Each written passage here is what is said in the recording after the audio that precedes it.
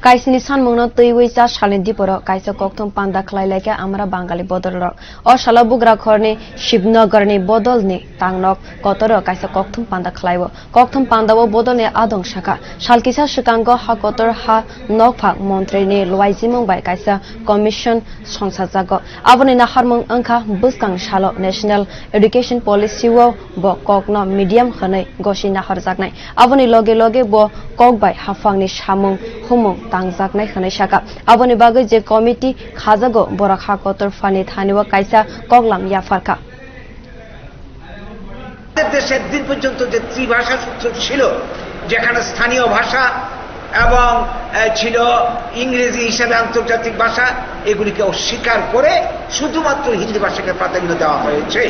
অথচ ভারতবর্ষ বহু ভাষাভাষীর দেশ এখানের মধ্যে 22টি ভাষাকে বাংলা ভাষা সহ সংবিধানের 8ম তফসিলে স্বীকৃতি দেওয়া হয়েছে সরকারি ভাষা হিসেবে এগুলিকে অবদমন করে শুধুমাত্র হিন্দিকে চাপিয়ে দেওয়া হচ্ছে জোরপূর্বক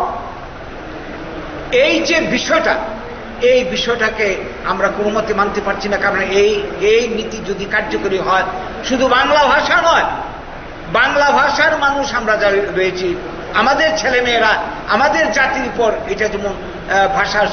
সংস্কৃতির উপর আঘাত আসবে আগামী দিনের জীবন এবং জীবিকার উপর আঘাত আসবে পাশাপাশি ভারতবর্ষে আরো অনেক জাতি রয়েছে তাদেরও ভাষা অবলুপ্তি হবে সংস্কৃতি অবলুপ্তি হবে জাতিসত্তা অবলুপ্তি